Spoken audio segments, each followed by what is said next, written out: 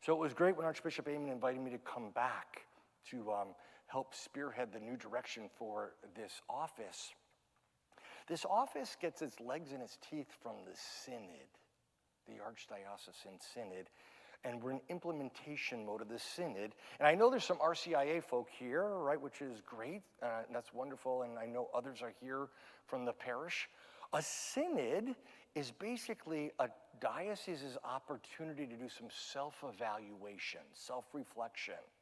So the Archbishop went around and listened to 17 different listening sessions with different groups around the Archdiocese and basically asked 3 questions. What are we doing well? What are some of the challenges? And where do we want to go? Where's God calling us to go? And so the Synod the process gets started, and evangelization is running through all 5 of the Synod priorities and the 21 goals that come from the Synod. We're in implementation mode now with the Synod. So evangelization is not just in our archdiocese, it's really nationally and internationally. You hear Pope Francis, Pope Emeritus Benedict, St. Pope John Paul II, all the way back to Blessed Paul VI, is beginning to use the term evangelization. We're going to talk about that tonight. As you see on my slide here, I have a quote actually from Paul VI. The church exists in order to evangelize.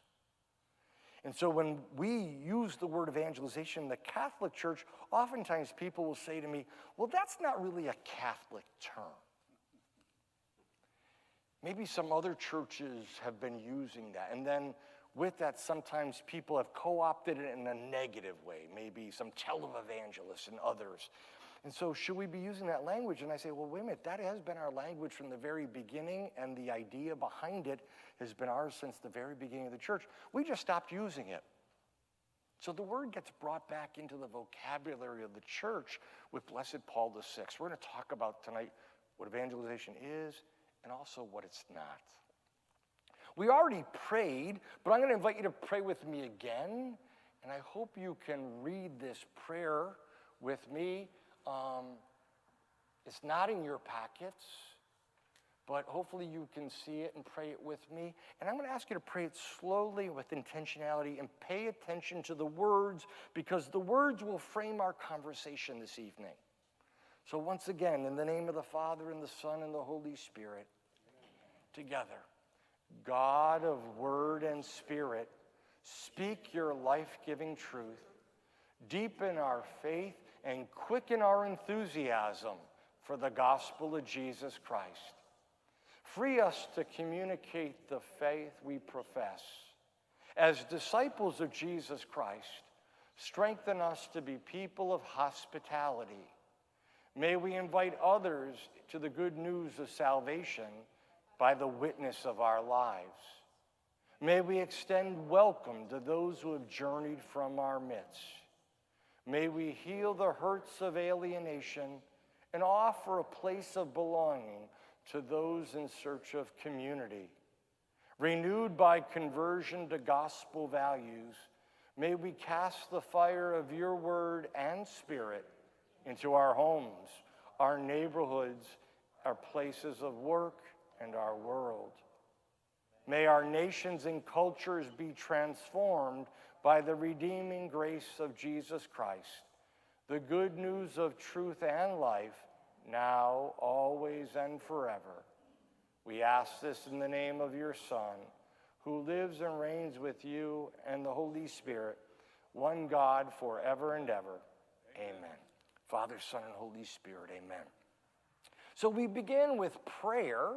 And prayer is so important when we talk about evangelization and ministry of the church, because, in fact, if we don't pray about what we're doing, it's not going to work. If God is not blessing our initiatives, no matter what your ministry in the church might presently be or be in the future, if God isn't brought into the conversation, then we think that we can do this on our own. We're looking for the latest strategy or whatever, and we think we can do it by ourselves. But we've always got to be asking God to bless our endeavors. And then in that process, we see, hopefully our eyes are opened, our hearts are open. We see our successes and we celebrate those. We might even see some of our deficiencies and say, wait, let's wake up, and how do we address these deficiencies so that we're always moving the gospel message forward? Does that make sense? So with me, what I was thinking, I'm not from here. I'm a Yankee that got in. I'm from Massachusetts. So, and they tell me because I'm staying, I'm a damn Yankee. I don't know how true that is. But, one of the things that I thought about when thinking about prayer, modeling, we started tonight with prayer. With evangelization, we've got to pray first. Prayer isn't the icing on the cake. It's the marinade in the meat. And I thought of that saying because I've never been in such a foodie culture. You guys love to eat here. And not only do you love to eat, you're actually eating your present meal, you're talking about your next meal, right? Is that not true? So I was trying to say something, how do we equate prayer in that reality of us loving food here? Prayer isn't the icing on the cake, prayer is the marinade in the meat. One of the things that drives me crazy, and it might be your experience too, that we're on our way to some meeting somewhere and says, let's do a quick prayer as we're on to the agenda. As if the agenda is the most important thing, right? In fact, prayer isn't the window dressing. Prayer is the window. The agenda will come and go, but if we're not praying about it, how do we ask God's intervention to make it work? So we modeled it tonight. So I'm going to ask you, as we move forward with the conversation with evangelization, as your parish community, and as you as individuals say, what's my role in evangelization? Pray about it. In your times of adoration, in your times at Mass, in your times praying the Rosary, in your times of silent reflection over the upcoming Sunday Gospel reading. I hope you're doing that. Or after you leave Mass and you've heard some really great preaching, and you're going home and you have to ask God to bless the evangelization efforts of this local community and the Archdiocese, and watch how God does that, because the God of surprises shows up, right? The God of surprises shows up. Evangelization really asks this next question: what might God be calling this community to become at this point, in this place, now and in the future? Who is God calling you to be? Where is God calling you to be 2 years down the road from now? This question, another way of asking it, what's this parish community and what is your personal faith succession plan? Who are you passing the faith on to behind you? And how's that going? That's a really important question, because tonight I'm going to share with you some statistics, both nationally and locally, and they're going to shock you, I think, because the numbers are going down. And there's lots of reasons. There's no one reason. There are lots of reasons. We'll talk a little bit about those, but we got to get beyond sometimes it's finger pointing in the church. Oh, that group of people brought us to this place, or this group of... If we were a business, Archbishop Heyman says this all the time. I love it. He said, if we were McDonald's, we would be closed. Today, the Archdiocesan staff had a big professional development day to say, how do we move the gospel forward in the way we serve God's people? Another way of saying that is really, it's about customer care, right? Customer care. Through the lens of faith and spirituality, how are we caring for God's people? And then what's your role in that? What's my role in that as people trying to bring others to the Lord? It's an important question. Who is God calling you to be? And this community has to grapple with that and with your leadership. Lastly, if St. Paul was to visit this great community, this parish, and was to write back to you, or Jesus himself, and St. Paul's always writing back to communities he's visited, what would St. Paul say about this parish? What would St. Paul say about the people? What would he say he encountered here in this parish, in this church? Now, this is audience participation, or this will be a very long evening. So, what would St. Paul say about you?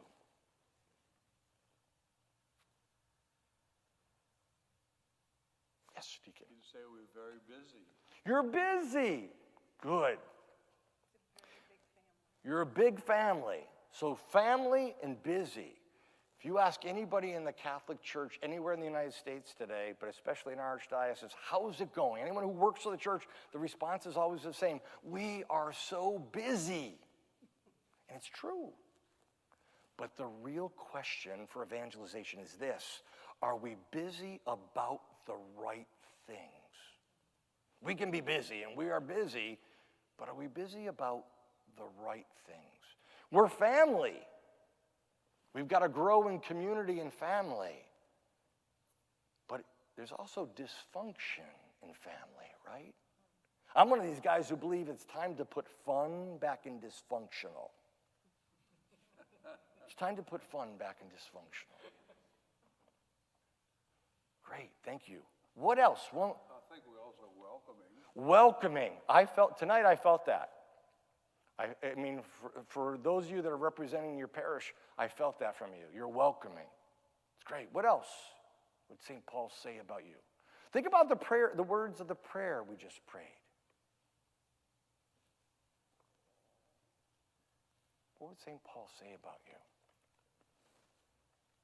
I'm giving the introverts a chance to think and say something. Prayerful community. We have many prayer groups and various forms of spirituality in the parish. Okay, so prayerful, open to a variety of spiritualities. There's diversity in our prayer styles, but there's also unity in the way we celebrate the Eucharist. It brings us together, but both of those realities are held together. That's beautiful. That's great. Are you generous? Time, talent, treasure? We're very generous, Father. Do you take care of the poor? Sometimes. Thanks for being honest. You know, you said we're welcoming. You know, in most parishes, your parish, by the way, your parish, 89 out of 109 churches that I've given this workshop to. I have job security for another month and a half. Father, repeat that, please. Your parish, 89 for this presentation out of 109. Archbishop has asked me to give this in every parish. So it's amazing how some people in the group will say, we are hospitable. And then at the end of the night, I'm packing my car, and there's 4 or 5 people come up and say, we're not that welcoming. We're not that welcoming. Maybe we're welcoming to the ones we know. But I don't know about you, but I'm a work in progress, right? We could always be more welcoming and more hospitable. That's the number one. That's the first priority of the synod. Anybody else? One more thing. What would St. Paul say about you having visited? One more. Let's do one more person. Let's get someone to take a risk who doesn't. Supportive in what way? Grieving. Excellent. Okay. Okay, so supportive of people, relationships, marriages, grieving, lots of things, so you support one another. You know, when I get to parishes early, especially if they're located in places with stores around them, for this presentation, I oftentimes go and talk to the shopkeepers in the store, the cashiers or people, the managers, and I'll say, what do you know about that parish down the street? It's amazing what people say to me. Some say, I don't know anything about it. Some say, I belong at that parish. It's a great parish. Some say, I don't belong. I'm not even Catholic. But I hear that those people are just so generous. There was a family. There was a tragedy in the family. The whole community got together. They provided food. They provided finance. It's about reputation. So what is your reputation here? We don't do it for ourselves to pat ourselves on the, we do it for the Lord. What's your spiritual reputation in the larger community? You're an imposing, driving into your complex, I was saying to Father Wayne, this is a big plant, a big physical, this is a statement in this community about the church and about God and about, this is a wonderful statement, but it's buildings. The people coming out of these buildings have to be making a statement too by their corporal and spiritual works of mercy. Are you feeding the poor? Are you clothing the naked? Are you visiting those in prison or those in their own homes? We have to be living that, and I get the sense you are. We have to be asking those questions, and how can we do it better? Deacon. I think we're searching. You're searching. We're Can you say a little bit more about that?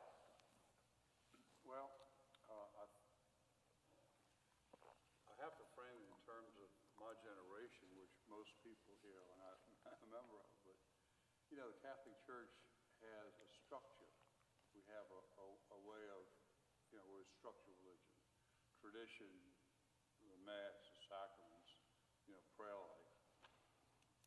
But if I compare the old way of doing things, the way we're trying today to search, to do things in a new way, I don't want to be offensive, but I would say we're almost like we need to be more Protestant. Only in the sense that,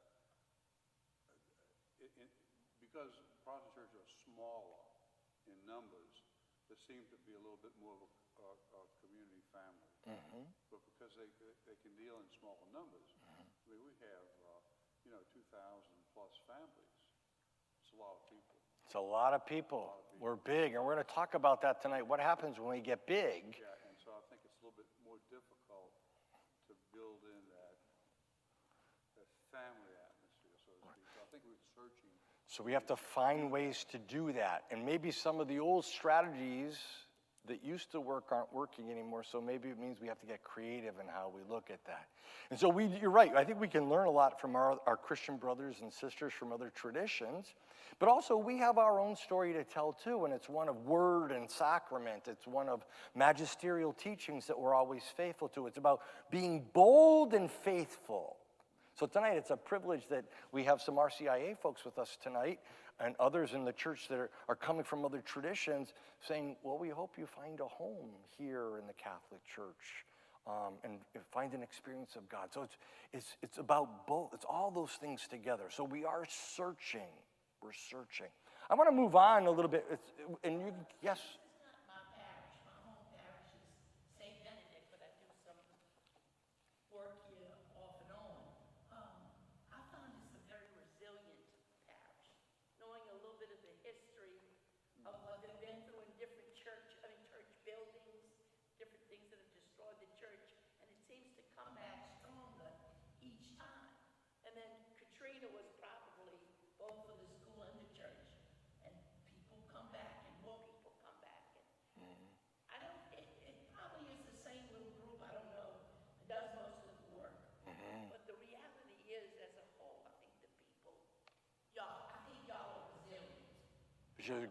That's a great description, sister. Thank you. That's something to be proud of. And then to say, how do we make sure that resiliency is then planted in children and grandchildren and people that are inquiring and people that are joining? How do we make sure that, one, we tell our story so that people know the story, and then second, invite people into that? And some of that, in some of the parishes, when I ask this question, how do you describe yourself? Some say, real honestly, we're still grieving. So your point was really about, we support one another in grief. You're grieving Katrina.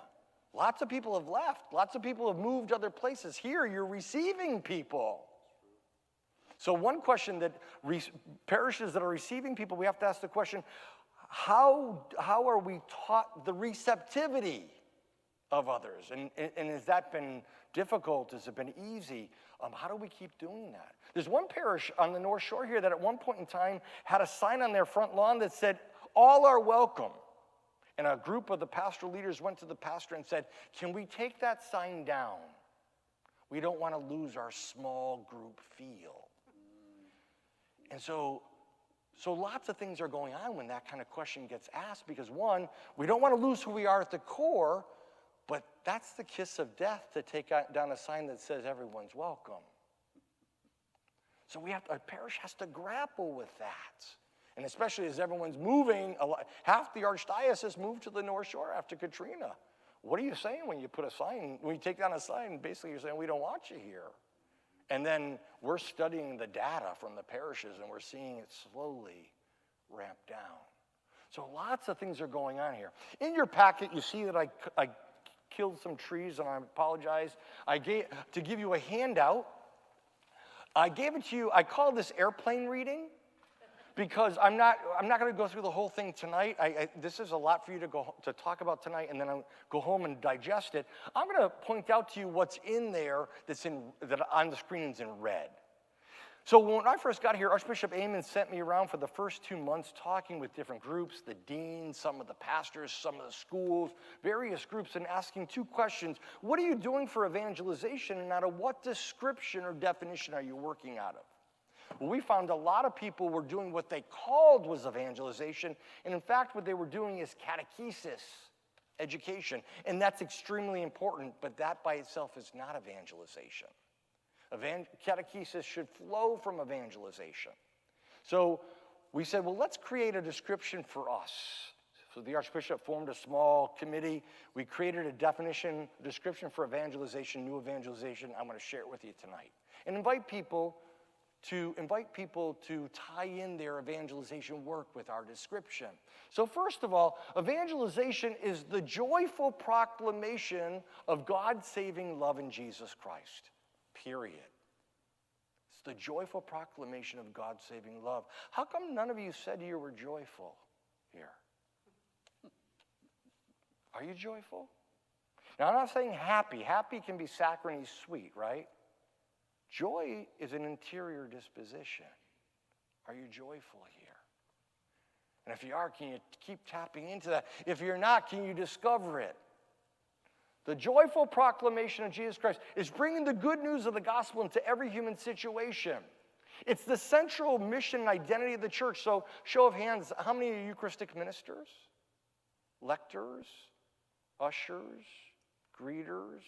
Choir? School?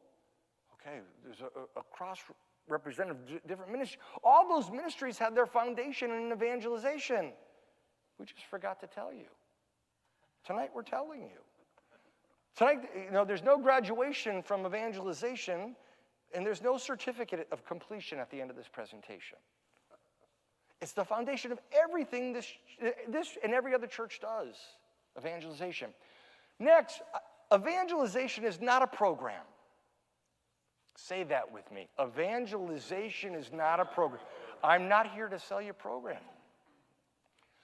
In fact, when I call some of the priests and some of the deans and we talk about evangelization, especially at first, they'd say, Dave, my shelves are filled with binders of programs that we've done in the past. I dust the programs. I dust the binders. I don't do it anymore. A program begins and a program ends. Evangelization never ends. So tonight I'm not selling you a program. In fact, I'm repeating what Archbishop Amen says to the priest. What are you doing that you need to stop doing that's not bringing anyone new to the Lord? Oftentimes in parishes, people come up with really great ideas and they'll go to Father Wayne. Father Wayne, I think we need to do this one new program, this one new ministry. And if Father Wayne is really smart, and I know he is, he'll say to that person, great, you be in charge of it. Okay, but when do we ever lay out all the programs on the table and say, what's not working? And a sign that it's not working is that you air condition the church or your meeting space, you light it, you make copies, the staff is helping get it ready. 2 people show up. And consistently, 2 people show up. That's a clear sign that this isn't working anymore. Something's not working. Maybe when this got started 10 or 20 years ago, it was working because the need was there. There was a real need. This program was meeting a real need. Maybe that need's not there anymore. Maybe we need to start taking things off the queue so that we can use that time, energy, and the finances to be more creative, to find new strategies to engage people. So let's evaluate the things we are. I'm not here to sell you a program tonight. I'm here to say, maybe you need to evaluate all your programs and figure out which ones are not working. So it's the heart of all ministries. It's primarily seeking out the lost. Primarily seeking out the lost. We're going to talk about who the lost are tonight. And then it's the call and responsibility of every baptized people. Every baptized person in the church. A lot of times we say the word evangelization, automatically people look to the guy with the Roman collar, or the sister, or the deacon, or the professional lay ecclesial minister and think, we don't have to do evangelism, it's their job. No. It's the job and the ministry of every baptized person to go out and introduce others to the Lord. And we've been giving you all a pass. Tonight I'm here to say, no more pass. We have to go out and do this, and we have to do it together. So what's new about the evangelization? What's new evangelization? Any new doctrine or any new dogma? Everybody shake your head no. No new doctrine, no new dogma. What's new, Pope Emeritus Benedict said we need to have new ardor, new energy to go out and introduce others to the Lord. That's what's new. So it's about inviting others to engage the world, engage people where we find them. And what's new is strategies. So how many of you are connected to one of these? Come on, be honest. Okay. Technology is a way to engage the world with the gospel. We also know some of the negative aspects of technology, right? But we also know that 70% of people come to any institution, any organization by way of the homepage. That includes parishes. So is this parish community as one of its new or ongoing ministries? Are you digital disciples? Are you digital disciples? Are you growing in your notion of digital discipleship? We in the Archdiocese, we're constantly, at least when I first came on board, we did a web audit. So we put something in that was interim.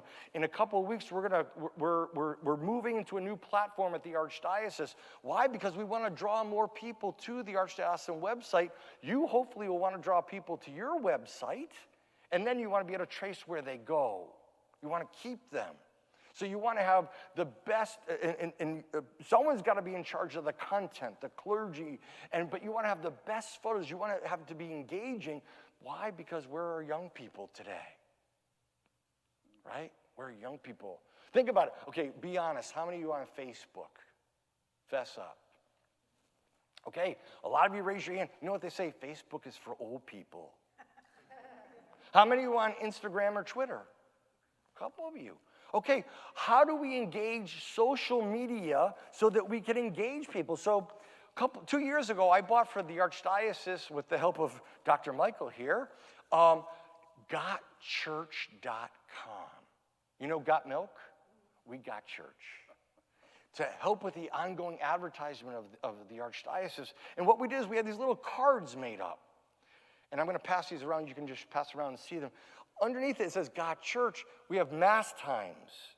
People can type that in and then add their address, and it will tell you the closest Catholic church anywhere in the world to your address that has a website. Well, where can you use this? Jackson Square, right? The tarot card readers use the front of the cathedral better than the Catholic Church. Shame on us, right? Abbey Youth Fest a couple years ago, before all the storms for Abbey Youth Fest, we had 4,000 kids. Well, I brought these cards and passed them out to people because some of the kids weren't going to church. They were there with their friends that went to church. Why a card? Because if you're down in the French Quarter, you want to engage people, a flyer is going to go in the trash. A card you might find in your pants pocket, your wallet tomorrow. So I give this as an example for a parish. Take this idea, run with it, put your stuff on it, put your parish, put your Mass times, put your website, and figure out creative ways where to use it. So you're using technology, but you're also using some other types of media. Do you have a fish fry here in the parish? Okay. So some people eat there, some people take fish home, right? What do you put in with the fish to remind people that the parish exists? Ooh, something simple. Is there a farmer's market near here? Do you have a table at farmer's market about your parish? Why not? We call it booth ministry. What's the closest civic festival nearby? Jazz Fest, all these others. Do you have a table or a booth? You could have matching T-shirts with your parish name on it. And you don't want the most introverted person in the parish at that table, but you want people that can just gently engage people. Hey, we're 5 miles down the street. We would love to see you at Mass. gentle engagement. So how do we use technology? Why don't you take a look at those, pass them back. It's just an idea, but there are lots of ideas to use technology. So how do we engage new strategies to engage people? So let's talk about what evangelization is and what it's not. Let's talk about what it's not, first of all. Evangelization is not proselytizing. It's not apologetics solely. It's not winning an argument and proving those other Christians wrong. It's not forceful, and it's not coercive. And evangelization is not a separate ministry unto itself. I say to Archbishop Amen, I can't wait until we can close the office of evangelization because we won't need it anymore. Wouldn't that be a great day? It's not a separate ministry unto itself. So what is it? It's bringing the good news of Jesus everywhere, with the goal of bringing people eventually here. We'll talk about that in a few minutes. Being joyful and welcoming, it's a process of inviting others into the good news, that God loves them. It's the central identity and task of the church, and it's the foundation of every ministry in the church. So, why does this parish need evangelization? To grow the parish. So that's a good answer. What else? Why else do you need evangelization in this parish?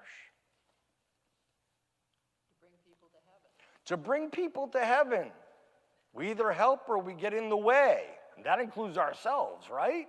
It's a good answer. What else? Why else do we need evangelization?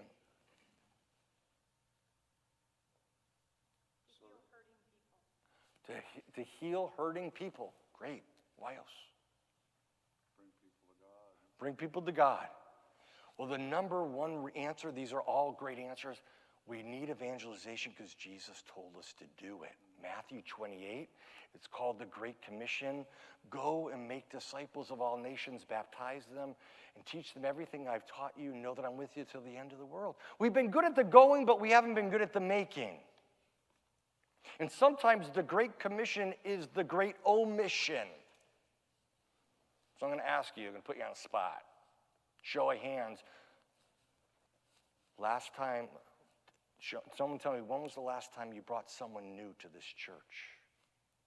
Show of hands. Let's say last month. Anybody last month?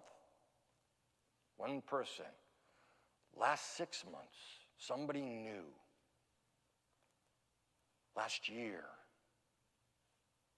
Last 5 years, somebody new. Is the Great Commission becoming the Great Omission? Friends, if we don't evangelize, we fossilize. Okay? We have to learn to tell our story. We know what's new about it. So there's implicit and explicit evangelization. Implicit in the sense of God is speaking to us through nature, the beauty of creation. Pope Francis writes a wonderful document called Laudato Si about the care of creation, because God's speaking to us through the beauty around us. We want to make sure that we're passing that story and the resources of the earth onto our children and grandchildren. But then but evangelization is also explicit. We need to be able to tell our story. And as Catholic Christians, we are not good about talking about our faith. In fact, we did this to ourselves. Because in this culture, in the U.S., we say there's two things we don't talk about. We don't talk about religion, and we don't talk about politics, right? Am I making that up? Was that only my family where that was somewhat said or talked about, right? Well, I don't know about you, but I'm exhausted by the politics. I think we need to find new ways about talking about our faith that are appropriate ways of sharing our faith. And we're not good at that. Become very privatized. We don't talk about that. We become very PC. The goal is, how do we do that appropriately? We're going to talk a little bit about that tonight. Implicit and explicit. We've got to learn to share our story. There's a Notre Dame professor. His name is Lenny DiLorenzo. I'm actually trying to bring him to the Archdiocese, who wrote a book called Witness. And he says we have to tell our faith story, but we have to learn how to craft it and tell it in such a way because our stories are stories of grace. We have to share our stories. When we lived in a Catholic culture, notice I said when we lived in a Catholic culture, in the Archdiocese, I'm the outsider here, and people remind me, they say, Dave, you're not from here. and I'm not. I'm a Yankee that got in here. But sometimes it's someone from the outside that can remind us we were a Catholic culture here. We're a Catholic heritage, and we've got to celebrate that and keep that alive. But we're no more Catholic than any other diocese in the United States. We have 109 churches, but some of those are half empty. So the culture changed, and as a result, we can't use the old strategies thinking that we're gonna bring that back. What we need to do is engage new strategies to invite people to the Lord. Conversion is always communication. This parish community and you as individuals, you're always communicating, and sometimes you're using words. So conversion is always about communicating. We do that through technology. We talked about this digital discipleship. You do that with your building. You do that with your welcome. You do that at your soccer games. You do that at your great school. You're always communicating something, but what are you communicating? We're having these workshops for the parish secretaries and receptionists and web editors. Why? They're the front face of the church. The archdiocese, where for evangelization gets broken at the door of the church, at the door of the office. And so I ask all of us in the church with evangelization, do you see people first as a problem to be solved or an opportunity? That affects evangelization. Evangelization seeks to bring us deeper into the reality of God's love. So, it's always about the death and resurrection of Jesus. We're in this beautiful church. We're in the presence of the Blessed Sacrament. What hangs over the altar is a crucifix. For Catholic Christians, notice we always have the corpus on the cross, right? Some of my Protestant minister friends will say to me, and they're good people, they'll say, why do you Catholics always put Jesus back on the cross? Because in their churches, they have no corpus. And for us, it's about, we feel we need to tell both sides of the same story. You know, it's always about Good Friday and Easter. We call that Paschal mystery living. I don't know about you. Every day I get up and I'm 56 and the pain moves somewhere in my body. Is that your story too? Or relationships didn't turn out the way you thought, or the job didn't turn out. Good Friday hunts us down. We can't run away from Good Friday. But then the full story is Good Friday and Easter, huh? So Paschal mystery living is always part of this story. It's always the great paradox. Evangelization is a lifelong process. We're never done. You're not graduating from evangelization. And some of the great authors, and some of them have been here, Matthew Kelly and Scott Hahn and Sherry Waddell and Father James Mallon, they're all writing about evangelization, and a lot of them are using a hunting analogy. They're saying when we lived in a Catholic culture, when we had thousands upon thousands of Catholics, we basically trained our priests and our leaders in our parishes to be trappers. And we set the trap, and people came and stepped in the trap. There were so many. We waited for them. And what were the traps? Respectfully, they were the sacraments. Remember the days when people came in droves to get their babies baptized? Remember the days when people came in droves to get married? Remember the men's and women's clubs? People came in droves. Well, then the culture changed. And the trapper methods don't work anymore. Now, we've got to become hunters. We've got to train our priests to be hunters. We've got to train our ministers to be hunters. We've got to go where people are. Because if we wait in the threshold of the church for people to come, it's getting less and less and less. We've got to go where people gather. That's why theology on tap is such a great idea for young people, right? You know what theology on tap is? What is it? Someone tell me. What's theology on tap, if I can put you on the spot? As I understand it, it's the younger people going into social settings, alcohol, or adult drinks, someone there sharing the gospel. Okay, so it often happens in bars where there's a space provided, and there's a great speaker that speaks on theology or spirituality or pastoral care, and people may or may not have an adult beverage or have something to eat. They hear the speaker where they are, and then they have an opportunity to engage the speaker and each other. It's going to meet people where they are with the hope of trying to bring them here, right? That's a hunter method and mentality. So how do we do that? because for some people, we've got to go and look for them. So hunting versus trapping, some of this is taught and some of it's caught. Tonight, in a sense, I'm sort of teaching you what you already know, but you know hospitality already. You learned that in your family, right? In your communities, you learned hospitality. Unfortunately, in the Catholic Church, we've become so big in places, we've actually become a country club. The country club mentality has influenced the church. And what do they say about membership? It has its privilege. So let me see if you buy into the country club mentality. What happens when you come to this church on Sunday or Saturday night at your Mass, and you go to your pew and someone's sitting in it? If you just laughed, you bought into country club mentality. Some of you tonight, I bet you came into the church and you automatically looked to your regular Sunday Mass seat for this presentation, right? Some parishes, they go there, and it may be the last seat in the church. We buy parishes where people get upset with something that the pastor says or does, or the pastoral council makes a decision, they withhold the envelope. That's country club living, right? So how do we change the culture to realize this is not about a program? There's no program that's going to fix this. There's no magic bullet. We're not waiting for the next publisher to come out with the magic bullet that's going to fix it here. No, we've got to change the way we think and the way we act. The early church, when they encountered someone that was here for the first time, they were so happy that there was someone new for the Lord. We find out, you're in my seat. Some people may even come and tell you, you know what, the church may be empty, you're in my seat. They'll come and they'll tell you. That's country club mentality, and we buy into it. So some of this is taught, some of it's caught. We've got to rethink it. So let's talk about the synod, 4 directions.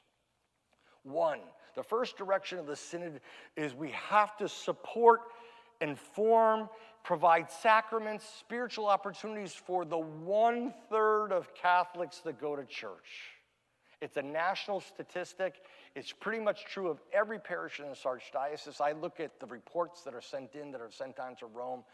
1/3 of Catholics go to church in this archdiocese, and in most parishes, around 1/3. But we've got to be giving the 1/3 and growing the 1/3. We've got to be providing everything to help you be the best faith-filled Catholic Christians on the face of the earth. We got to keep providing everything for you. But that number is dwindling. And with that number dwindling is also the financial support is also dwindling. Hold that in tension with number 2. Those who have left the church, those who have feel hurt by the church, we've got to go look for them. That's the second direction of the synod, looking for the lost. Third, we've got to go after the non-believers, the nuns, N-O-N-E-S. Those who fill out forms by the government or hospital says religion, they check none. This group is sizable. This is where the millennials are. This is the missing generation of the church. And actually, there's some new research out on the nuns that someone just sent me today. There are 4 different groups within the nuns. The first group is called the no ways. They're not coming to church, no way. This church thing is not for them. Some of them are atheists or agnostic, no way. The second group is called the no longers. They may have come, they may have been baptized, they never came back, or they've given up. The third group is the never have. We've never been there. The fourth group is being called the not yets. Number 2 and number 3, those who have been hurt by the church and those that are nuns, that's the low-hanging fruits. Those are the ones we have the opportunity. Are we going to get them all? No. The parable of the sower and the seed, some of the seed's not going to fall on fertile ground, but we've got to go after them. Because this is a budget question for a parish. 99% of a parish budget is just number 1. Yes, we want to continue supporting the 1/3. We want to grow it. But would we ever take 5% of our budget and turn it outward to go and look for 2 and 3? Lastly is the missionary activity of the church. Some parishes have a parish in Haiti that they support, or they across the archdiocese, or there's a lot of outreach and service to the poor. We've always got to be doing that. The synod says we've got to be working on all 4 directions all at the same time. We can't say for the first 3 years, let's work on number one and forget about looking for those who aren't here. We've got to be doing all this at the same time, slowly, incrementally, so it's not frightening or overwhelming. But this is what the Synod Committee is saying, the directions we need to move in. So let's talk about Pew Research. Pew Institute in 2015 put out some research, and they say 1/3 of Catholics in the country go to church. Christians, Catholics and Protestants, are down 8 percentage points. Those not affiliated to any religion are up 16%. That's the nuns. And what's interesting now, there are more nuns than Catholics or mainline Protestants together. Baptists, Episcopalians, Methodists, Presbyterians. There's more nuns in the United States than Catholics and mainline Protestants. It's sizable. More than 6 former Catholics for every convert. Fathers, you have RCIA here. How many people were baptized, how many adults baptized in the church last year? 15 adults baptized here. Congratulations. Not baptized, but brought in. Okay, well, congratulations. That's fantastic. But the research is, for every one person that comes in through RCIA, 6 people leave. Not through death. They're calling it the 1 in, 6 out rule. For every one person that comes in, joins the church, 6 people leave. This is something we've got to pay attention to. So if we look at it through the lens of business, what we're talking about, picture in your mind 3 circles that are intersecting. The first one is retention. That number 1 is about retention. The second circle that intertwines with that is recruitment. We've got to go look for people. The third circle is what I call organizational health. What are the strategies that are in place that help people to remain, or again, like the secretaries or the web editors, are we training them, informing them so that we're a healthy church? There's transparency. Hiring and firing processes are above board and follow important labor law principles. All these things make us a healthy church. Those 3 things are there. Lastly, of all denominations, Catholicism has had the greatest loss. We've lost 31% of our people in the United States. Not through death. Yeah. What's that? How long back does that 31% go? 5 years. 5 years. So continue. Let's talk about the 2/3 of Catholics who do not attend. In this archdiocese, they've been highly catechized and highly sacramentalized. So what I find is, I'm an outsider, people say to me, what's your name? And then what's the second question they ask you? What school did you go to? Where'd you go to school? And they mostly mean high school, right? So we have a lot of people who have left who went to Catholic elementary schools, Catholic high schools, Catholic colleges and universities, got married in the church, sacraments of initiation, baptism, confirmation, Eucharist, received that in marriage, still left. What didn't happen? Why did they leave? Variety of answers. One of the things that they tell us in the listening sessions, they tell us, you taught me rules and regulations, but you didn't teach me relationship. I can tell you all the rules and the laws of the church. I didn't do them well. I'm not really successful, but I don't know Jesus. For some of us, because we live in the Catholic culture, we caught it. It went from our academic heads to our hearts. We caught it. Some didn't. So what we're saying to parishes now, how do you provide opportunities for people to have an experience of Jesus and then reflect on it? We need to be working on that. Other facts the priests were introduced to 2 years ago at our convocation from Caron, which is the bishop's research arm of the church, infant baptisms have dropped 6.3 million. 6.3 million. Marriages are cut in half. We've known that statistic. That's been in the paper. Why am I sharing that? Have you ever heard yourself or other what people say when kids go off to college?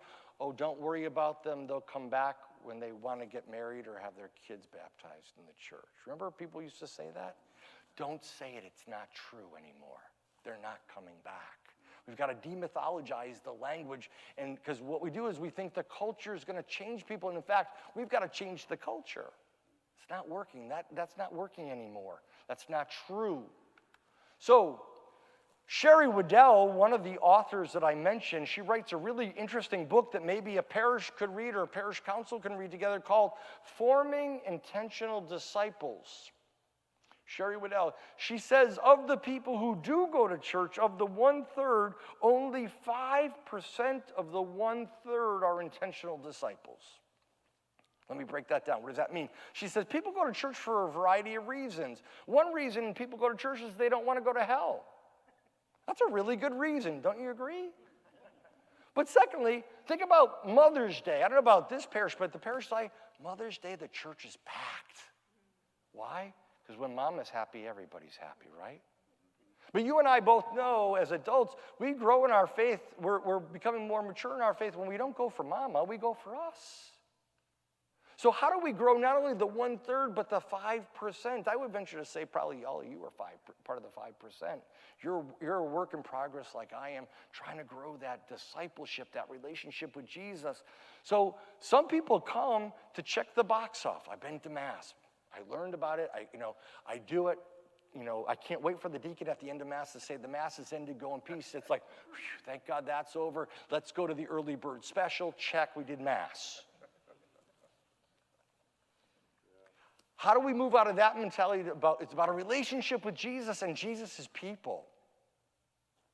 So we have to, Sherry Waddell is saying we've got to grow both that 1/3 and the 5%. Her book is an interesting book. Maybe you as an individual might want, or the parish might want to study it. In a Catholic culture, this was the strategy. We began first by catechizing people.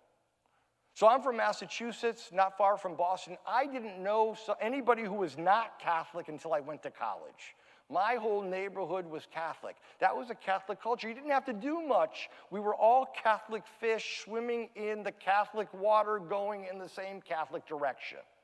You caught it. You didn't have to do very much. So catechesis was the starting point that led us to sacraments in the church where we still want to go. And then that led to outreach to the poor, the sick. You think of the St. Vincent de Paul's. You think about the various groups in the church that help with the poor. A way of saying that if you believe like we believe, then you belong. And if you belong, we'll teach you how to behave.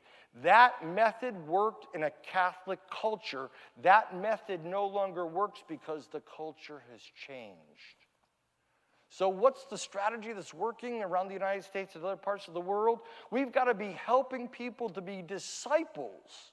At the same time, we're catechizing, teaching them. At the same time, we're introducing them to the sacraments. So I say to DREs and school principals and presidents, as you're preparing this child or this young adult for maybe first Holy Communion, are you also preparing them not only just to receive the Eucharistic Lord, but are you preparing them to be a disciple, to be a witness with their family and their friends?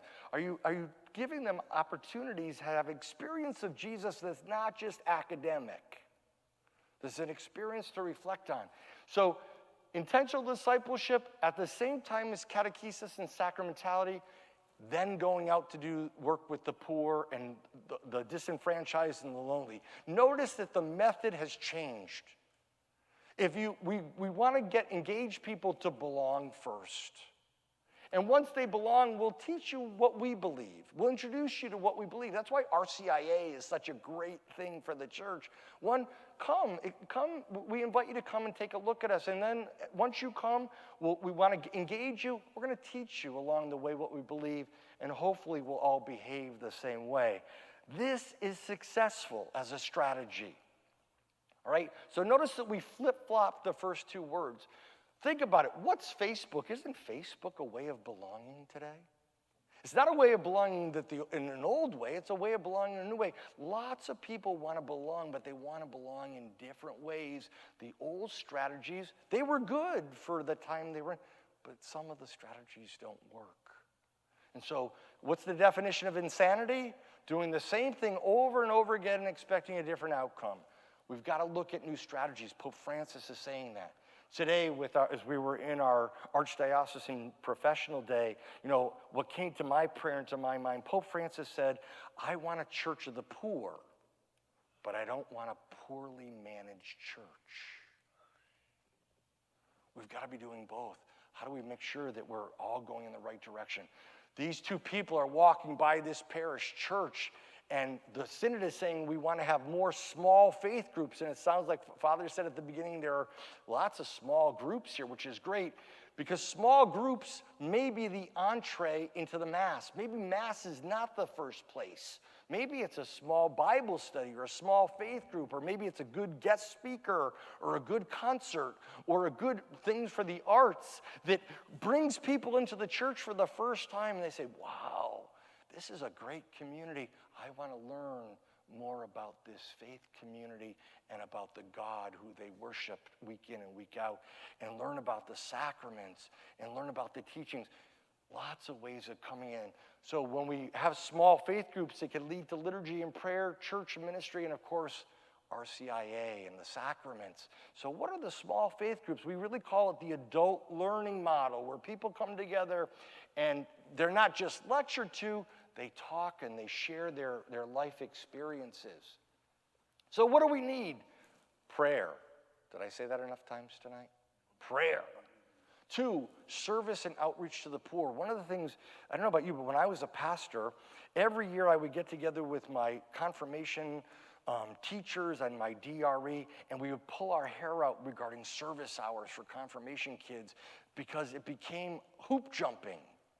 Kids would say, oh, I'll go walk somebody's dog and we'll count that as service hours. Now, I love dogs.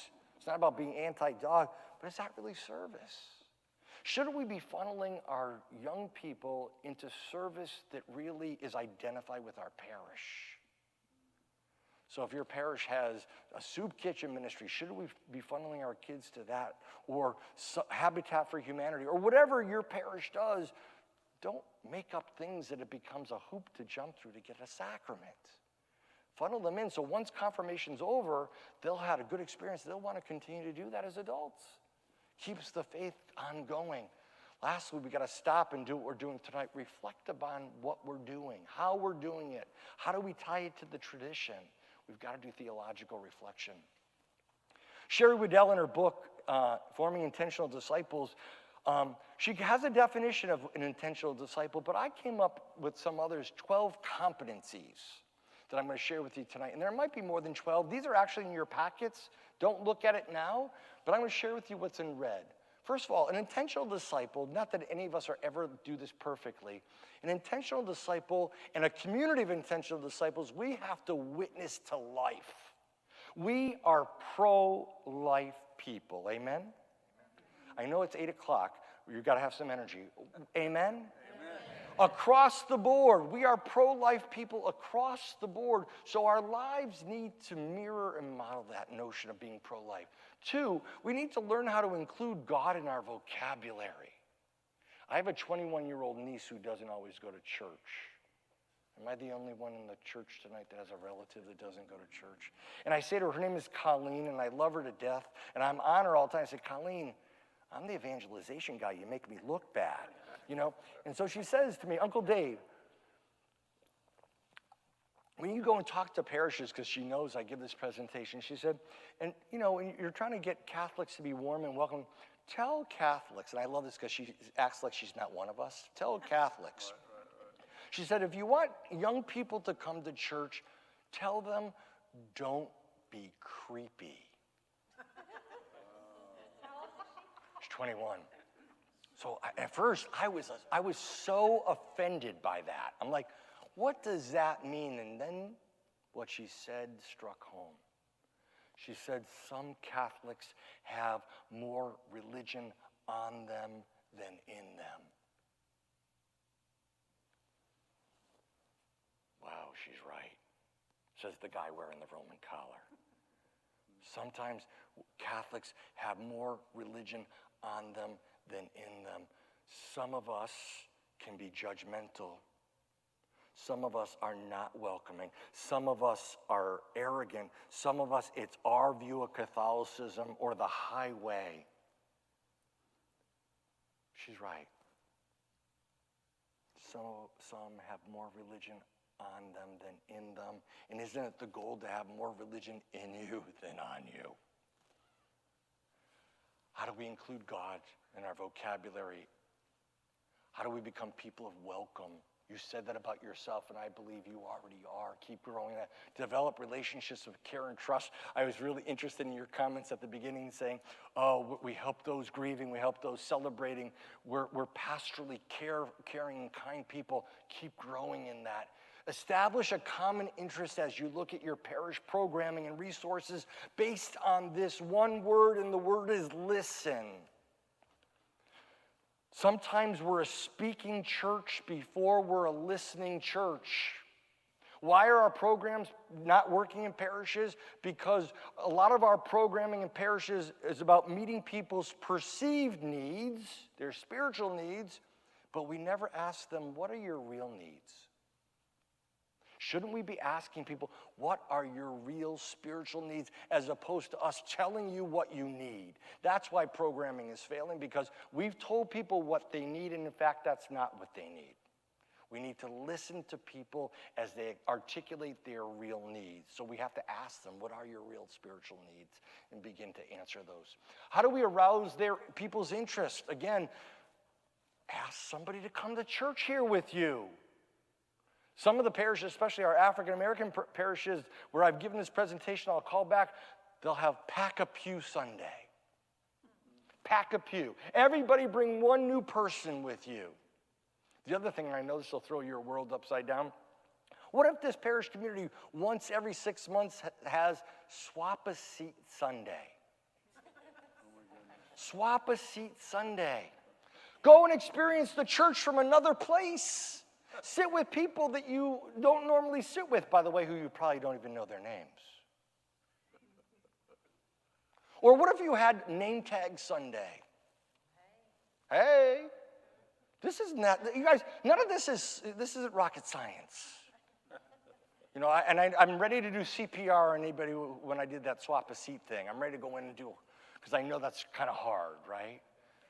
Again, how do we arouse interest in people and and enjoy that? How do we share our faith story? How do we learn best practices? I was in Rouse's doing the shopping for my community, and I was in the away game uniform, a shorts and a t-shirt. We have to eat too.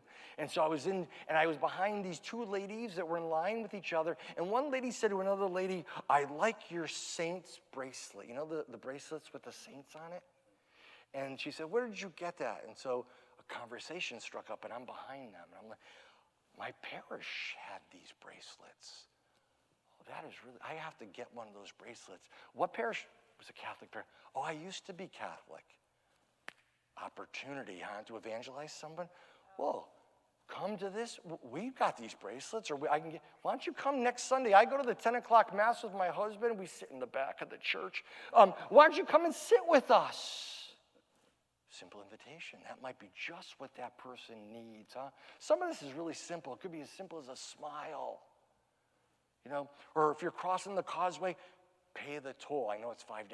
Pay the toll of the car behind you and watch how they drive like a bat out of you-know-where to find out who you are. You paid their toll.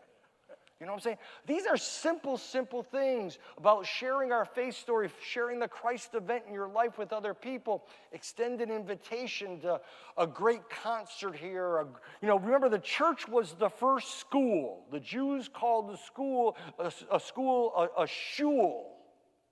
The church was the first school, so when you have a great concert that has sacred music, or you bring in great artists that help tell the story of who God is, we have to broaden our image of God, and the arts are a wonderful way of broadening our images of God. So I hope you're going to the best movies, and I hope you're reading the best books, and I hope you're going to the best museums so that you can do that. Facilitate an incorporation in the body of Christ. Become a spiritual mentor. Are you reading something that's really good about your faith or about faith life? Share it with somebody else. If it's an email, pass it along. Number 11 is so important. Do not condemn. We have got to stop sending people to hell. You have no power, neither do I. And if we don't stop sending people to hell, we will be surprised who we see there. Stop sending people to hell. We don't have to like everything everybody else says or does, but Jesus tells us we have to love them. This is messy. This takes time. We have to love people. We don't have to like what they say or do. This is an evangelizing. And what happens? Where is this all going to go if we demonize the other? And in our political, we're quick to call someone the devil. Where is that conversation going to go? This is hard work to bring people to the Lord. Lastly, you got to know when to stop, because in the end, you and I convert no one. The Holy Spirit does the conversion. We either help or we get in the way. So, tonight, if you're leaving with anything, this is what I want you to leave with. The goal is to move from maintenance to mission. In our parishes, in a lot of our parishes, the bar has been set really low. That's why people have left. The preaching's not good. The music isn't good. The outreach to the poor isn't there. There's nothing for youth. There's nothing for young families. A lady called me. She said, Father David, you do these preaching workshops for the priests and the deacons. Would you ever ask them once in a while to use as an illustration a single person? Oftentimes we preach and we use an illustration married people, which is great. We want to always promote that. But what about the single people that are in your community, either single by choice or single because of loss of a spouse? Will we ever use an example of them? That was eye-opening for me. How do we do that? Move from maintenance to, we've got to raise the bar. All of us, we've got to raise the bar. Okay, and then what I find here in this archdiocese is a personnel move, a pastor moves and he's really dynamic, or sister on the staff, or the great minister moves, a youth minister, and they move to another parish. A lot of the parish moves with them. And then the receiving parish says, yay, evangelization is working. Look at all these new people. I say, that's not evangelization, that's sheep shifting. Say that 3 times fast, and Father Stephen and I will hear confessions afterwards. Sheep shifting is not evangelization. We've got to look at our numbers and ask the hard question, is it really true? Stephen Covey writes a book for business several years back called 7 Habits of Highly Effective People. He says this: what keeps an organization from being great is the fact that they're good. We get stuck at being good. And for us, read parish. What keeps a parish from being great is the fact that we're good. Not good or great for ourselves, but good for the Lord, great for the Lord. How do we raise the bar? How do we become great? That's the question of evangelization. This Bishop Robert Schnaz says, a vision for a parish, we've got to become radically hospitable, not just hospitable, radically hospitable. One parish, after this presentation, not only did they start the ministry of greeters. Do you have greeters here? Thank you for that. Some parishes, they have ushers, and ushers are wonderful people, but ushers in a lot of parishes, they talk to themselves. Greeters can be a family ministry, and isn't it great when someone new comes and they come in that right-hand door over there, and you're wonderfully welcoming to them. Not only you're welcome, you bring them in and you say, here, sit next to Joe in the 4th pew. He'll tell you when to sit, stand, or kneel. Next time they come, they're going to come looking for you at that door, and they're going to look for Joe in the 3rd pew because you've created a relationship. Radical hospitality. One African-American church, they started umbrella ministry. Not only they usher the greeters at the door, they're in the parking lot. As a senior citizen helping his or her wife get out into a wheelchair, it's raining, they've got an umbrella. A mom or dad is struggling trying to take out the infants and put them in a stroller, they've got an umbrella. That's radical hospitality. Yes? Yeah. Very welcome. I'm going to be a little contrary. Sure. When I was taking pictures for the directory of the groups, of ministries, and one of the groups I shot was the greeters. Had 3 people. And those 3 told me, we're not sure if we're a group anymore. The greeters. They're not sure who they are. So I know it started. To be honest, I don't know if it's still going on. Okay, well, that's something. Something we can build on. Yeah, that's something that you as a community need to talk about and grapple with and do some formation and then look for other people. But I want to congratulate you, first of all, for having it, and second of all, to say, grow it. I mean, keep working on it, so thank you. Passionate liturgy, worship. I mean, the Sunday experience has to be the most important thing that happens in a parish. And then when the liturgy is done well, watch how everything else just falls into place. Passionate worship.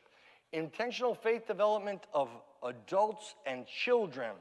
A lot of parishes put a lot of time into children, but we never try to capture the parents. And a lot of the schools have parents that actually went to Catholic schools themselves. They believe in quality academics. In this archdiocese, you can't go to a bad Catholic school. It's not putting down public schools at all. But the problem is those parents aren't going, and we're actually creating spiritually schizophrenic children. Because during the school day, their minds, they're being taught about the Lord.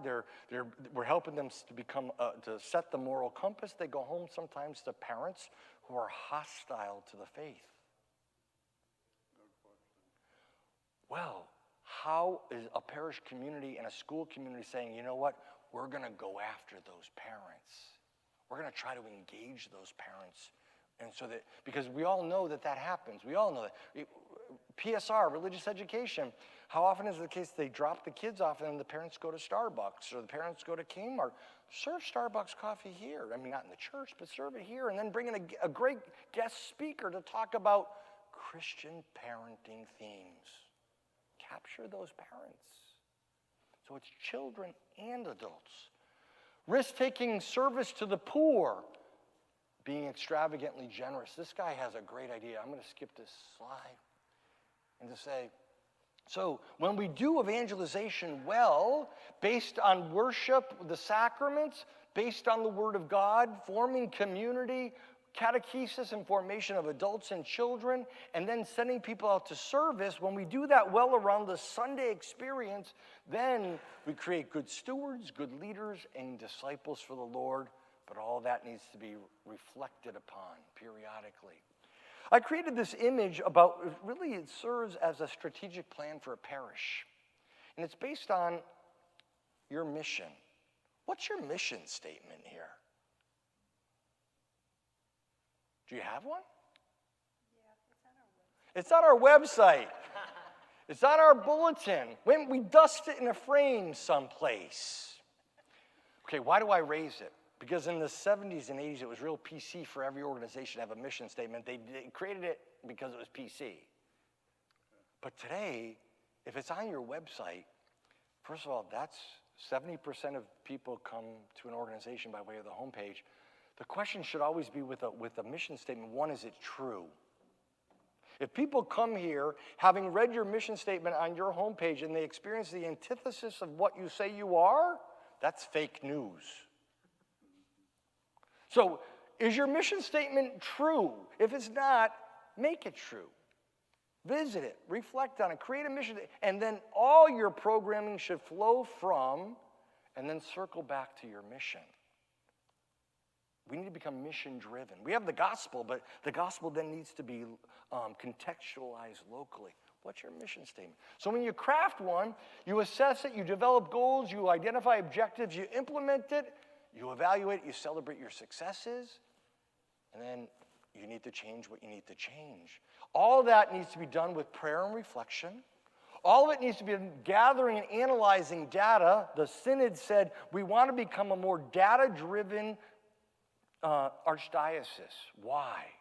Jesus tells us to feed the sheep. He doesn't say count them, right? But we count them in order to find out who's there and who's missing.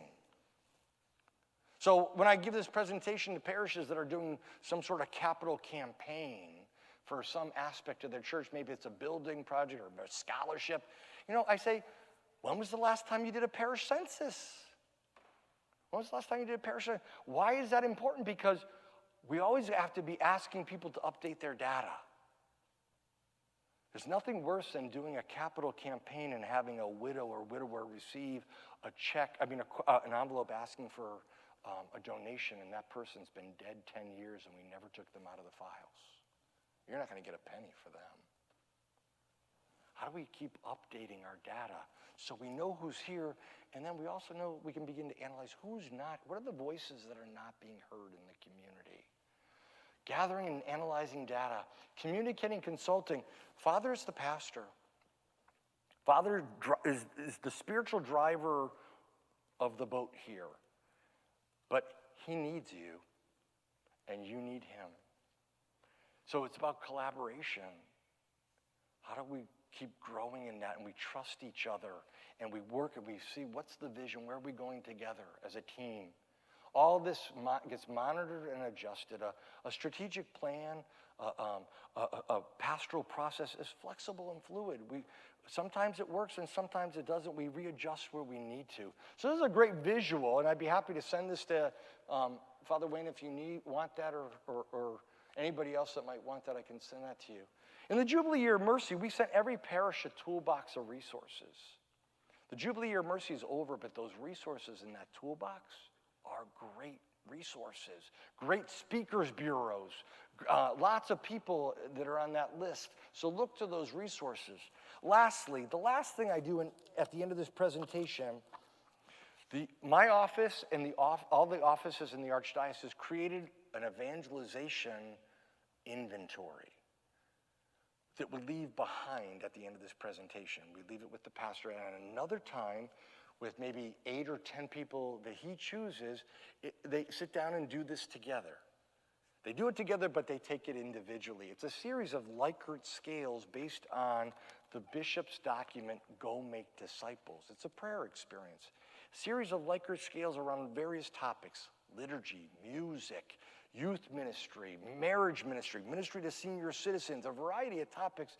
People take it separately. They come back and they talk about it, because I can say, I think we're the most hospitable parish on the face of the earth, and you might take it and say, well, we're kind of really like 5 or 6. We need some help. Well, then you've got to talk about that as a community, and you celebrate your successes, and if you need resourcing, we have 2 buildings filled with offices that help create this. We are here to resource you. We exist to serve you. So, Father Wayne, in October, Merry Christmas. To be done at another time. And you and Father Steve and your team, I'll call you back at another time to see what you learned about yourself and then how we can help you, because we're here to help you. That is not threatening. We're not talking about, okay, let's talk about the music ministry. No, it's about the concepts. The concepts. None of it's threatening. None of it's threatening. Okay, so here we go. Last slide. We're back at the beginning. Where is God calling you to be? Where's God calling you to grow? Who's God calling you to be now and into the future? Why don't we take just 1 minute of silence and see what the Holy Spirit is doing inside of us and with us.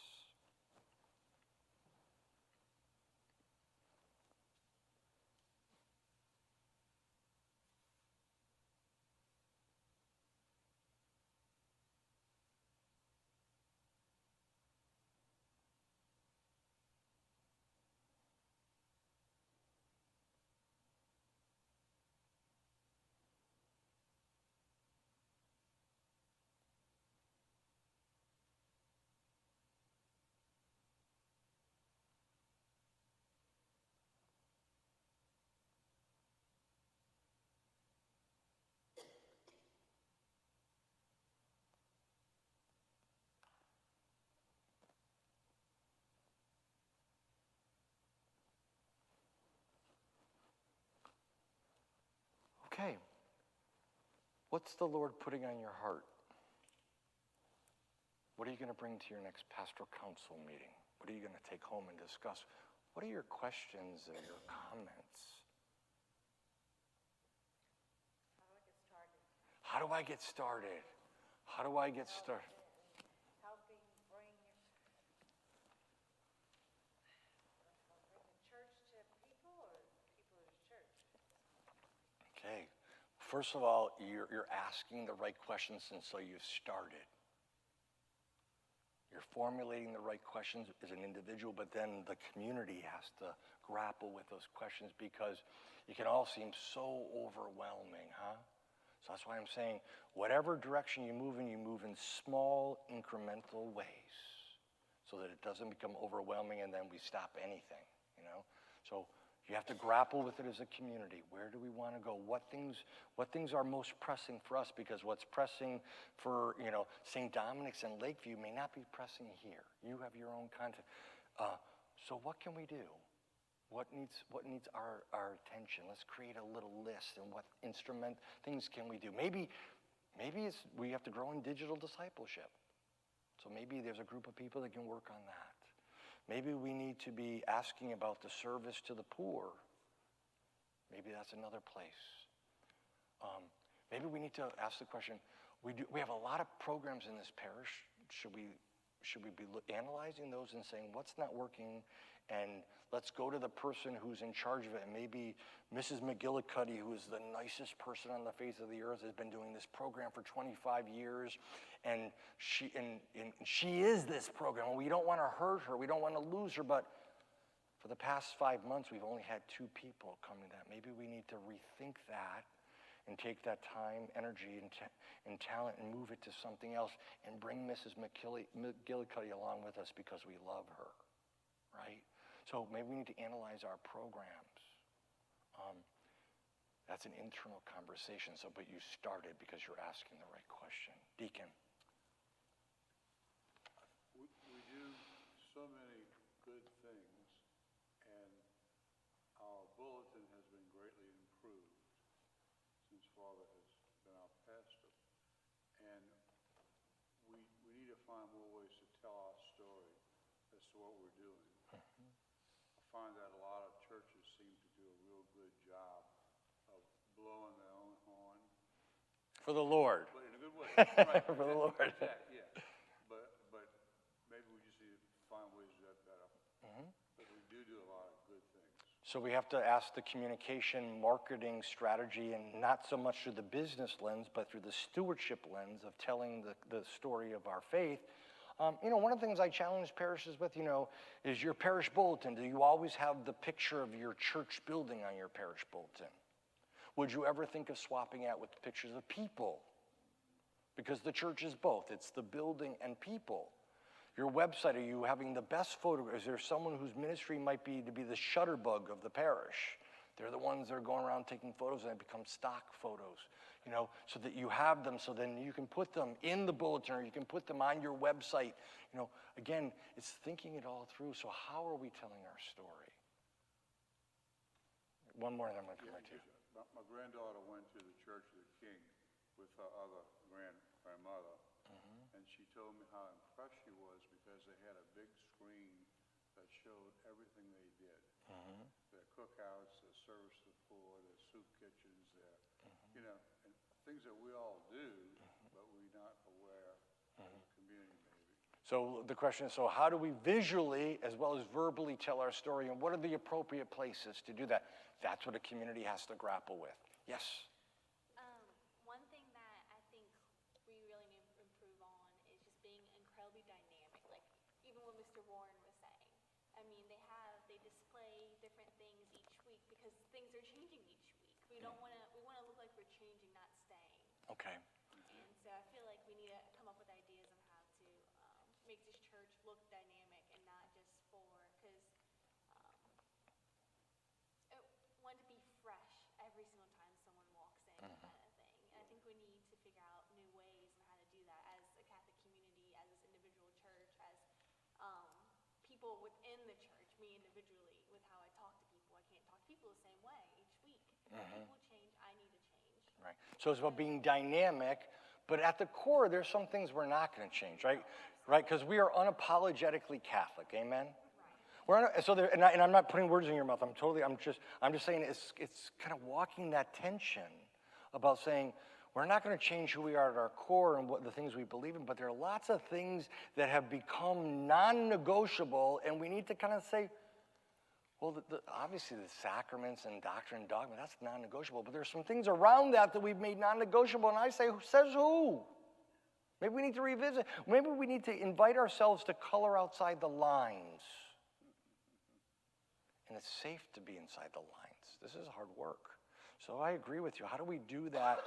How do we walk that fine line about remaining who we are at our core, but maybe it's kind of like taking a beveled jewel, and you've always been looking at that jewel through the same way of, but let's turn it ever so slowly and carefully so that the beauty can be refracted in other ways. That's being dynamic. It's about being bold and faithful. So you're right. There's lots of ways to do that. We just got to figure out what's best for us. Because a lot of stuff is done by the same people. Okay, so that's another thing in the church too. We also have the clericalization of the laity. Some people get put in charge of a ministry in some parishes, I'm not saying here, and out of one side of their mouths they complain, oh, no one helps us, no one helps us, no one helps us, and then someone signs up to help and then they make it impossible. They don't really want you to help. Or we do a ministry fair, we get all these people to sign up and then no one calls them. We've got to do follow-up and follow through. What about the perspective of those that we're trying to bring in? We take this for granted, but this is very, to us, it's simple. Somebody from outside is very difficult and intimidating. My daughter brought a boyfriend in for Christmas Mass, and it blew his mind. He had never seen a Mass before. What are these people wearing? What are they doing? This is so formal, so intimidating. Is that a way to introduce someone who's never been to a Mass before? Is there a way to ease them into it as opposed to someone who grew up Catholic, drifted away? It's an easier transition. Right, so for some people, like I said, the first place may not be Mass. It might be something else to introduce them to the community, but eventually to get them to Mass. That's on an individual basis, but what an opportunity for someone who comes in, I think, and you're right, I think we have to begin to ask this question through the lens of the outsider. You know, we have internal vocabulary. How do we begin to ask some of these questions through the lens of outsiders?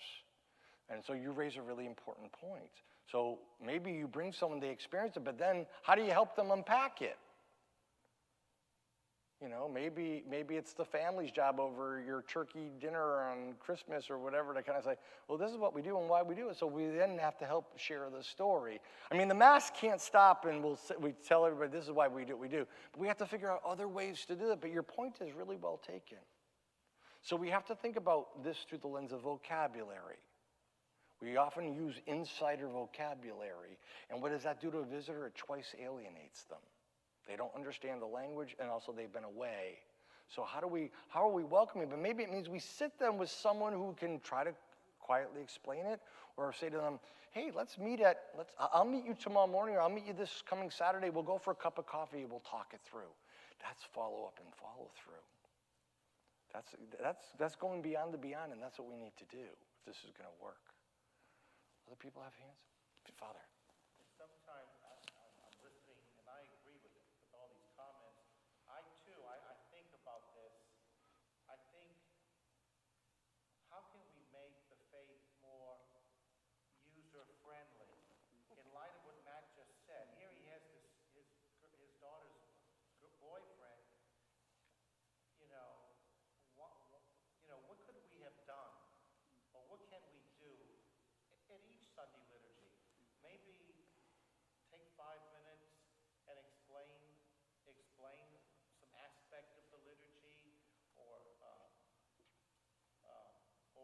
maybe at least announce, where to open up the missalette to follow the prayers. Mm-hmm. Simple things like that. Simple things. But we're not going to solve every issue, and everybody's got different Right. ways of seeing and different needs. But I do feel that, and I agree, we have to be more dynamic. Just what you were saying. We have to be more.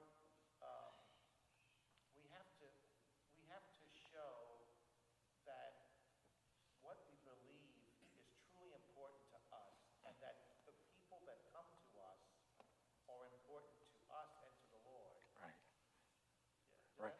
Absolutely. We don't do this because they're Catholic. We do this because we're Catholic. Right? So, I mean, all the things you just named. So your earlier question, how do we begin? Do you hear we're beginning here? And We're you beginning see, here. when you try to introduce, sometimes, I'm thinking of experiences of, I'm thinking of some of my classmates telling me different things that they do, and how sometimes people get upset. They misunderstand, or they don't, or they think they know what the church teaches, but they don't know what the church teaches Right. because they're completely wrong Right. about a particular issue. Or they don't ask, well, why did we do this, or why are you doing this? They get upset, they leave, they pout, they do all these things. Country club. They do all these things, but try to learn and grow and stretch as a person from the inside out. Right. And that's what I find as a priest disappointing with people. They don't always give you a chance to explain. Right. They get angry, they pout, they talk behind your back, they do all these things, except come to you or to someone to say, well, why do we do this? So I think something so simple as to, open the page to 102 as we begin our Mass this evening would be something that we might want to consider. Or what about like giving out a simple guidebook when they come in? A guidebook as to why we kneel, why we genuflect, why we kneel at the kneeler, why we have the altar like it is. I mean, a simple 2, 3, 4, 5-page guidebook. Sure. Why the Catholic Church is like it is. Right. And then, and then some of the congregation that's already Catholic might need a reminder. Absolutely. Right. But you see, I think that's great, and this is what I love about Father being with us. Father's given us an opportunity to talk about this. We can do anything we want. This is your parish. Father Stephen and I come, we're at the service of the bishop. He can move us any time, but this is your church. So you need to invest in it. And Father and I are here to help you and to walk the journey with you. I'm going to finish with a funny. Oh, Michael. I was just going to say, I think we need to continue to explore what it means to evangelize with greater humility and vulnerability. Absolutely. Not coming from a sense of superiority, Right. but coming from a sense that we are just as in need of the salvation that Jesus offers as the people to whom we're speaking. Right. That in speaking to them, while we might be attempting to evangelize them, we need them too to evangelize us. That, in the words of a great guy, that each new person that comes into the church, we finally realize we were less Catholic without that person because of the gifts that the Holy Spirit gave to them that is going to make our church richer. So it's not always, basically telling people you have to be in here, but it's more of the statement that we need them in here for our good too. And how do you make that universal amongst the church, opposed to just the 5% Yeah. and the third that comes? Right. Well, start local, and then we'll move global. But I think you're right, and Pope Francis is constantly talking about accompaniment. He's talking about engagement, and to do that with deep respect of the other, whoever the other is. And again, that's even with preaching. When we teach preaching to priests and deacons, we have to be humble enough to receive it preaching back, right? A good preacher, and that's all of you, it's not just the ones who preach from the pulpit. A good preacher has to be humble enough to receive a preaching back from the other person, whether they're a believer or not, whether they're Catholic or not, and that includes the poor. The poor have a lot to preach back to us about who we are and who we hope to be. So that's that deep respect of the other. It's not about us enforcing something or coercing. It's really an invitation. It's an invitation. How do we become more invitational? Last final, kind of a funny story, but an interesting story. So one of the things I'd like to do is look at parishes' bulletins. And a lot of parishes now are putting their bulletins online. Now, is yours? Okay, it's a great thing. You know what we're finding is when people that are Catholic and Mass going, that come to our area and they come on vacation, a lot of them will go online and look at church bulletins to see how busy you appear. And then they make their decision to go by how active and how busy your bulletin looks. Well, anyhow, so I was in a parish in this archdiocese, and I had looked at their bulletin, and they had a really busy bulletin and lots of things going on. So I said to the same evening, this group, I said, who goes to all these programs that you have here? And there was a sizable senior citizen group there. And one lady raised her hand. She was an octogenarian, and she raised her hand. She said, it's the blue rinse crowd that goes. There's about 10 of us. We go to everything. And I said, well, why do you go?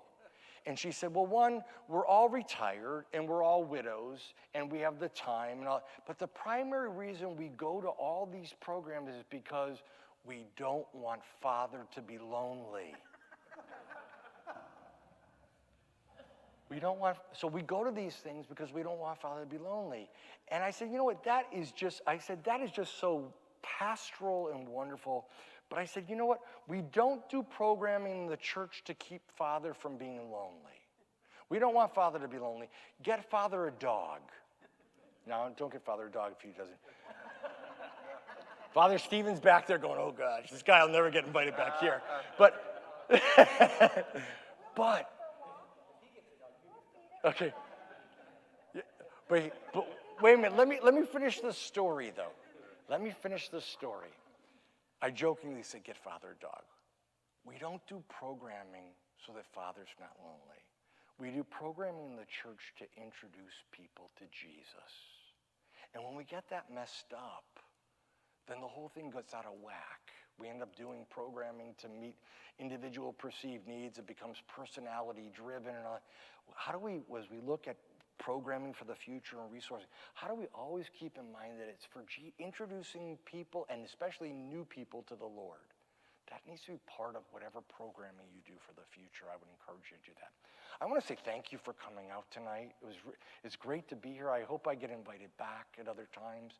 I'm here to help you as you move forward.